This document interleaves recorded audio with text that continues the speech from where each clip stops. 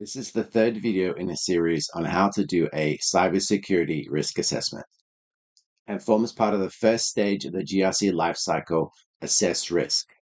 In the previous video, we understood who our client was, what they do, and how they do it in the information gathering phase. Now we will start the process of finding cyber risks, and that means first understanding what cybersecurity risk actually is and how to look for it. Before starting to think about risks, we first need to understand what a risk is in simple terms, how to properly define a risk, and the mindset to look for cybersecurity risks. Let's first understand what a risk is. In simple terms, a risk is a bad outcome for a given situation. Like if you are driving a car, there is a risk that you crash the car. If we consider these risky activities, we have someone going under a car on a hydraulic lift to repair it, presumably. We have someone skiing, someone doing rock climbing, someone lifting weights in the gym, and someone walking along and they could potentially step on a banana peel. All of these situations have one common outcome if the risk is realized, that you'll end up in an ambulance on the way to hospital. Basically, you could be hurt. Let's go back to the example of driving a car around. Is the risk of crashing the car the only risk? No, because we have other risks like potentially hitting another car or a cyclist or a pedestrian. We could be hit by another car. We could run out of fuel, get a flat tire. We could be speeding, going above the speed limit. We could be driving dangerously. We could run a red light. These are all potential bad outcomes from driving a car.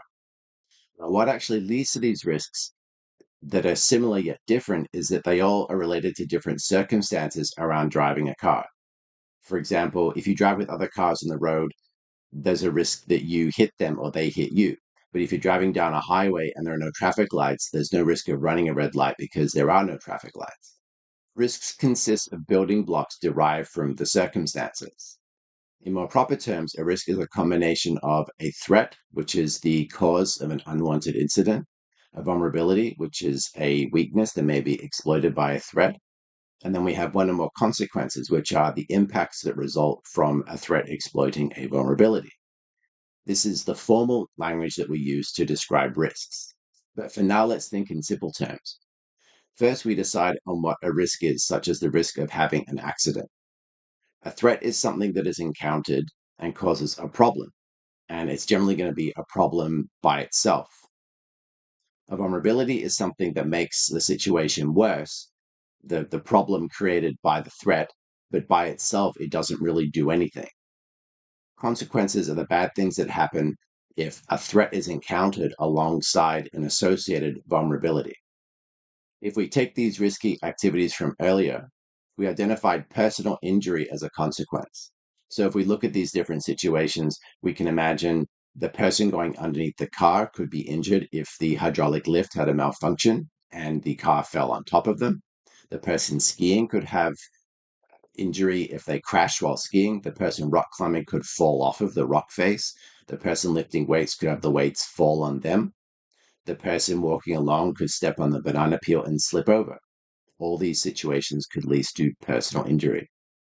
But what about the threat, vulnerability, and additional consequences in each of these situations? If we take skiing, for example, we've identified personal injury as a potential consequence of a skiing accident.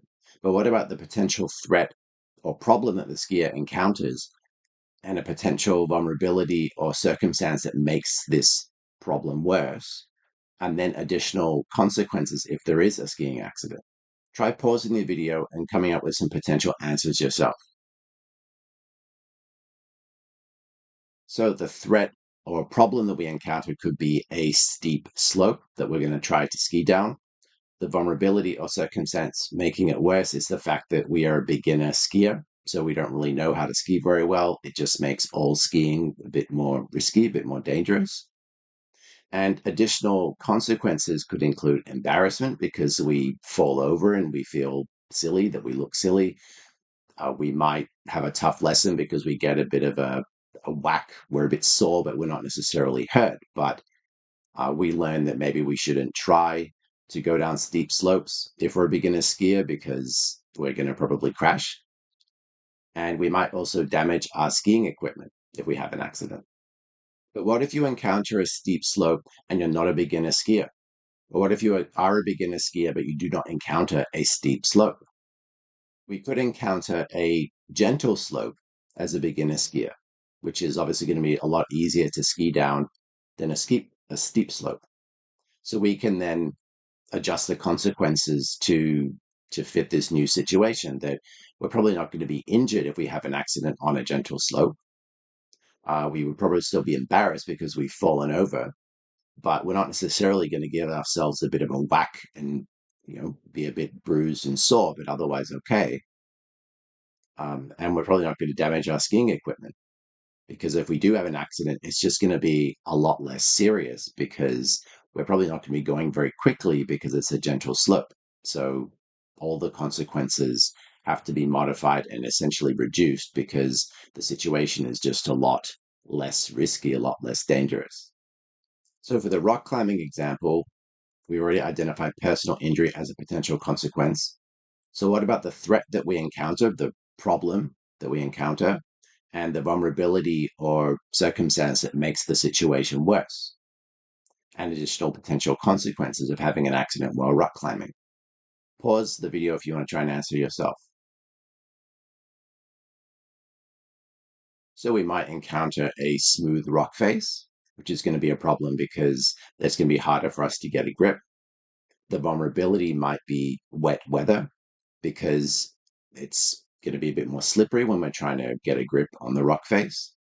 And in addition to personal injury, we could have similar circumstances of embarrassment because we fall off a rock face when we're trying to climb it. We might feel a bit silly if that happens to us, or we might learn a tough lesson because we tried to maybe stretch a little bit too far. We were overconfident when we were rock climbing, and then we had a bit of an accident. So we know that for next time, as a result of this occurring, we know not to do the same thing. If we look at the car on a hydraulic lift, where we identified personal injury as a consequence, again, try yourself to come up with the threat or problem that leads to this accident. What could be a vulnerability or a potential or a circumstance that makes the situation worse, and what additional consequences could we see if we had some kind of accident in this situation? So we could have a hydraulic lift malfunction. This would obviously be a problem because the car is up on top of the lift, and if it has a problem, the lift, it could come crashing down the car.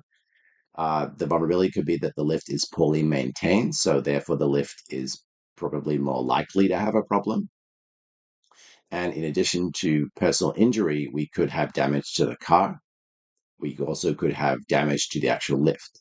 If we're weightlifting in the gym, we might have personal injury as a consequence. Try to think of what a threat or problem could be that we encounter in this situation that causes the accident, and what could be a vulnerability or circumstance that makes it worse. And then also try to think of some additional consequences.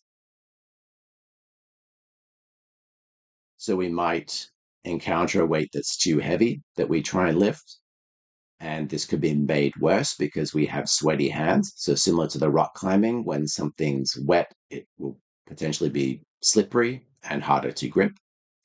And similar to the ski situation, we could be embarrassed because we try to lift a weight that's too heavy and we feel a bit silly.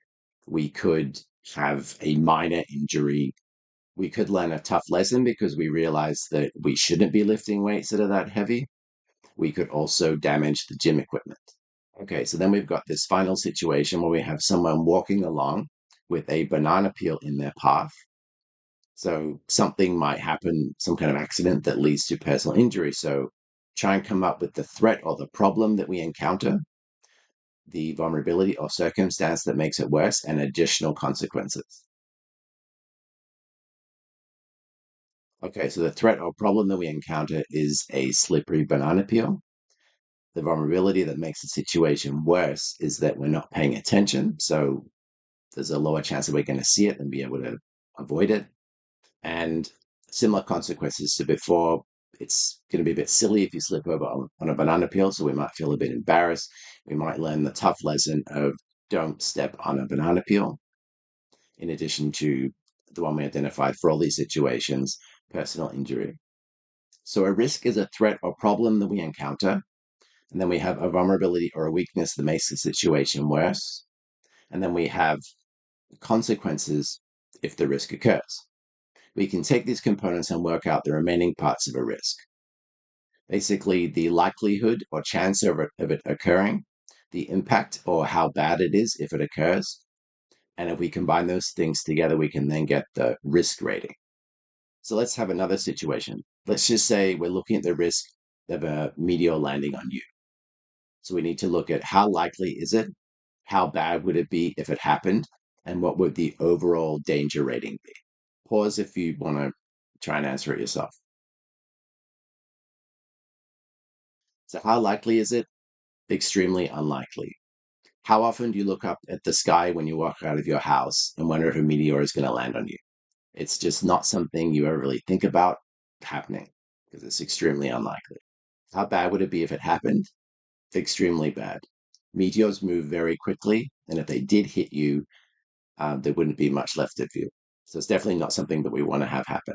Okay, so the overall danger would be extremely low because even though it's very bad if it does happen, the chances of it happening, the likelihood is very, very, very low. No one goes outside and is genuinely worried that they're going to be hit by a meteor, unless there was a massive meteor shower, because it's all about context. This is why it's so important to understand the context of the client.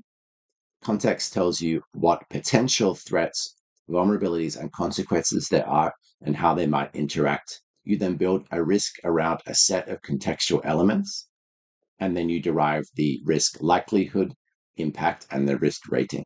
If we consider the walking on a banana peel example from earlier, let's think about how likely this is to occur and what is the potential impact if this does occur. Remembering, of course, that it all depends on the context. So if we take 4 different situations in which someone is walking along and may slip over on a banana peel, what are some ways in which the likelihood could vary, the chance that the risk comes true? Well, the main things would be the ability of the person to see and their level of distraction. So if we take these 4 different situations and add some different context to them, we now have the first guy on the left who's telling us he's completely undistracted, so he's paying attention. We then have the next person who's walking at night, so they cannot see as well. We then have someone who is distracted by their phone. And then we have someone who needs glasses, but they're not wearing them at the time. So these 4 different situations are going to have different levels of likelihood. So therefore, we can say the undistracted person has a low likelihood because they are able to see and they're not distracted. So the chance that the risk occurs is low. The person walking around at night, they can't see very much, so they could easily just step on the banana peels. There's a high likelihood that it occurs. The person that's distracted, we're saying that's very high because they're busy on their phone, they're not paying attention at all to anything. And then the person who can't find their glasses, we're saying that's a medium level because they can probably see a bit. It's at least daytime. They're not, well, because they're distracted by looking for their glasses, but that could mean they're looking on the ground for things. They may end up sort of seeing the banana peel, might be a bit fuzzy, but these 4 different situations demonstrate how the circumstances, the context, affects the likelihood. If we go back to the 4 people walking, we now need to look at how the impact could vary based on different context for each person. So if we have the first person is just a normal person walking along, second person is then elderly. So therefore, if they slipped and fell over, they're probably going to have a more serious injury. There's a higher chance that they do have an injury. Then we have a third person walking past a cactus. So if they slipped and fell into the cactus, they're going to get all stabbed with cactus prickles before they fall onto the ground. So that makes it even worse. And then we have an elderly person who could fall onto the cactus and get stabbed with prickles, and then they fall onto the ground. So that's another situation. So therefore, we can say the first person could just slip over onto the ground. The second person, the elderly person, if they slip over onto the ground, it'll be even worse because they're potentially frail. The third person can hit the cactus and then fall onto the ground. So 2 bad things. And then the last person is, of course, elderly and they're going to fall into the cactus. So you can combine these things together and their potential impact is very high. So a risk is one or more threats exploiting one or more vulnerabilities causing a set of consequences. This results in a particular likelihood and a particular impact, and this leads to a specific risk rating. This tells us generally about risks, but now we need to look specifically at how to look for cybersecurity risks. So let's say that I have my diary, and let's also say I have my computer. So let's say that my diary is digital, so therefore I have to store it in my computer. Let's say I also have my house, and that my computer containing my diary needs somewhere to live, so it lives in my house. So if a malicious actor is a term used in the industry a lot. It could be a hacker. It's not necessarily a hacker, basically just someone with bad intentions. So if a malicious actor wanted to access my diary, which is in my computer inside my house, they could use digital access where they bypass my house and they use the internet to access my computer first because they cannot directly access my diary. They first access the computer because within the computer is my diary. Or they can use physical access where they can enter my house, then physically access my computer and use the computer to access the diary. So we've just seen physical, cyber, and information security in action. Physical security is the first line of defense against physical breaches. We're talking about things like the protection of workplaces, like offices or your home remote working setup. Also, IT infrastructure like servers. We're talking about devices, document storage, things like filing cabinets. Cybersecurity is in the first line of defense against digital attacks. So, protecting IT infrastructure if someone accesses it through the internet, protecting in a similar way devices, networks, applications where they are attacked through the internet rather than gaining access physically.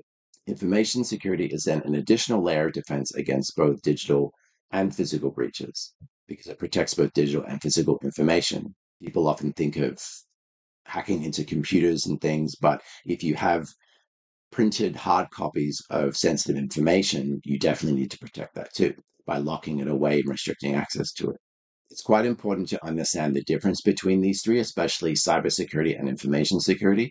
If you're applying for a job, you could have an interview question around this, being able to understand the fact that cybersecurity is about the devices, the servers, the infrastructure that you use to store and access information.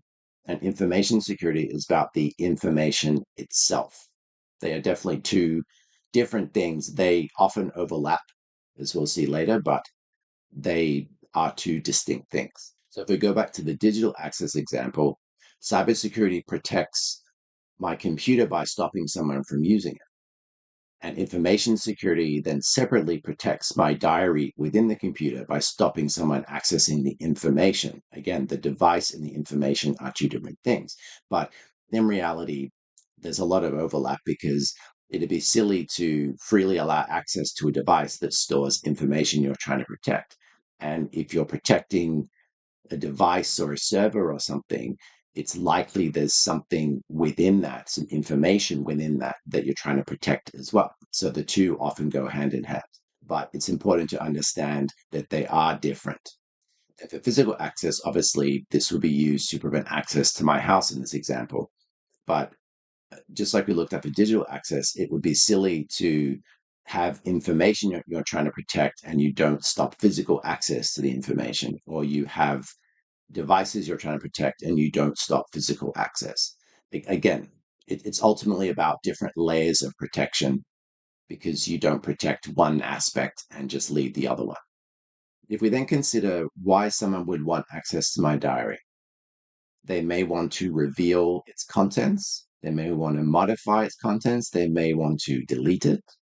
This then leads us to another very important concept that will probably be an interview question, the information security CIA triad. C being confidentiality, I being integrity, A being availability. Again, a very important concept that you definitely want to understand because you may be asked about it. So, confidentiality is protecting information that should only be accessed by specific people or systems. Think of things like if you were studying and you had your grades, you don't want to just have that publicly available. You'd want to protect that and only allow access to, well, if you share it with people, that's your choice. But you imagine when the grades are determined, your school or university, whatever it is, your teacher, they're only going to share it with you, really, because it's not meant for public consumption. It's only meant for specific people. It's the same with things like bank statements, medical information. There are plenty of examples of confidential information where it's not meant for everybody to see. It's about restricting access to it. So we protect confidentiality by preventing unauthorized access. We have things like passwords. You have to enter a password to prove that you are who you claim to be, then you're allowed access to the confidential information. We can also encrypt files so that unless you have the key to decrypt it, you can't read it. And then we have other forms of access control. We might lock confidential documents in a filing cabinet, the keyword being lock, so that we're controlling who can access that information. If we then look at integrity, information should be accurate and intact, and we prevent unauthorized modification or deletion of information by having things like backups, backup copies. We also have things like digital signatures to prove who created a file by signing off on it. If we think about examples of integrity, that would be if you had HR information and it has people's salaries, you don't want people to be able to go in and just change their salary within the system and then get paid more money. So we want to protect the integrity of things like that. Then we have availability, where information should be available to those who are authorized to access it. And we prevent access disruption by having things like backups, because we may have, for example, if you had a laptop and the battery runs low and you have some important information stored on the laptop, the information is perfectly fine, but the laptop itself has a problem and now you cannot access the information. So we might have a backup copy stored somewhere else, like on the cloud, for example, so we can go through any browser to access it. We can also have system redundancy where we may have, for example, multiple servers all helping to enable a website to be accessed. And if one server has a problem, you can still access the website because we have multiple copies that can each be used to give people access. When it comes to information deletion, it's important to mention that technically this is integrity. You may think it's availability because it's about accessing the information, but because if the information's been deleted, you obviously can't access it. But you have to think of availability more in terms of systems. Availability is about if the laptop runs out of battery, you can't access information on it. The information is perfectly fine. There's nothing wrong with it. It's just that the system, the device, the access portal to the information has the problem. That's an availability issue. Whereas if someone deletes information, they're attacking the information itself. And that's why that's integrity. Integrity is about the information being intact and undamaged. So if you think of deletion as an extreme form of damage, that's why if something is deleted, that's an attack on its integrity. In the same way that if you intentionally modified it or you deleted, removed parts of it, it's essentially not complete and accurate, and the information is not the way it should be. This is another important thing to understand that you may be asked about in an interview. We've then got data flow mapping, which is very useful to understand what data we're dealing with, what data is being handled and stored. And we basically draw out system components and we visually represent data flowing between different pieces to understand where the information goes, and if something is important, what system components therefore need to be protected to therefore protect that information.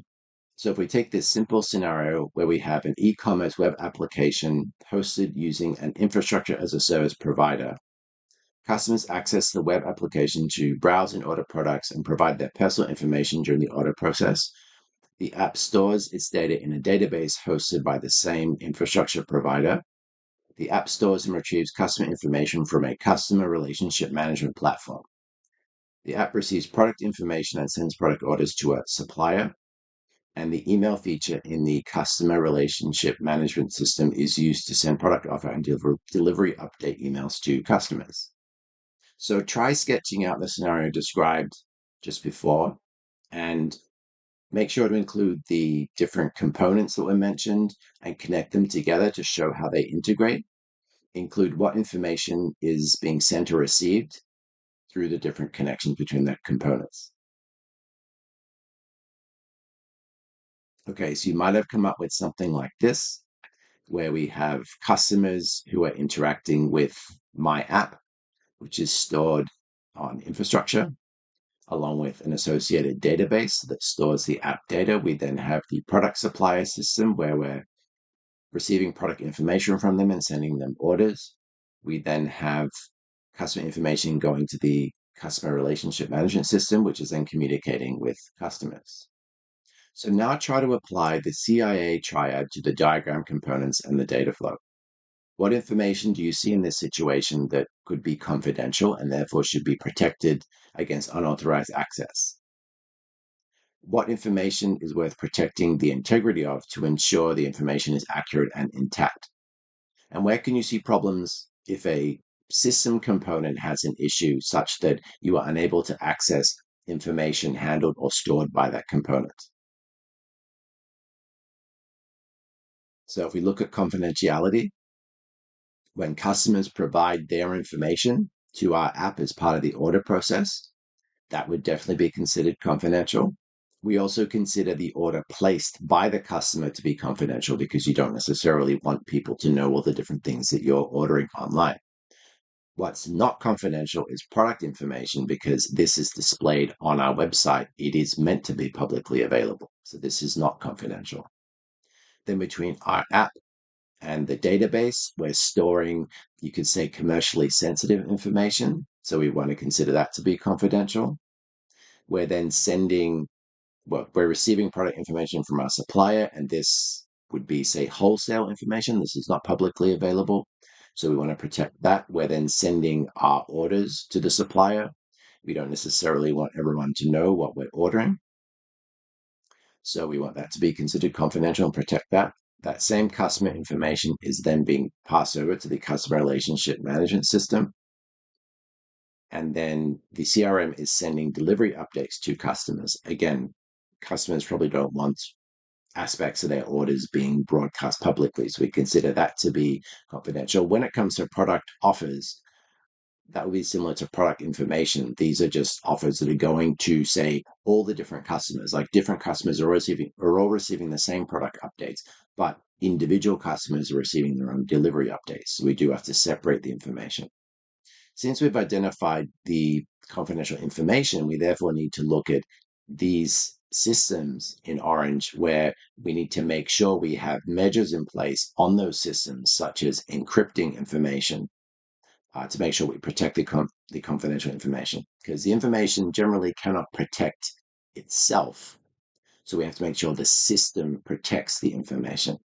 If we then look at integrity, well, it's just about everything because you never really want information to be wrong. It's rarely going to be okay. We don't want incorrect product information on our website. Then someone orders and it's not what they thought they were going to pay. They don't get the product they expected.